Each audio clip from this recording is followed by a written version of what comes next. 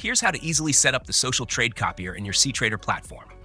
Download the files. Start by downloading the files from the Download section of your STC dashboard. You will find both master and client zip files. Extract these files to access the cTrader algo files for master and client. Install the algo bots. Double-click the cTrader algo bots of Social Trade Copier to install them. A pop-up will appear. Click on the Advanced Parameters option to add your master username or client account ID and start the cbot. Access algo bots. Alternatively, you can click on the algo bot icon at the top of your cTrader platform and scroll down to select your STC master client bot for setup. When you see the pop-up, Robot STC requires unlimited access rights, click Allow to start the cbot. Now, your STC master client account is set up and ready to use with Social Trade Copier.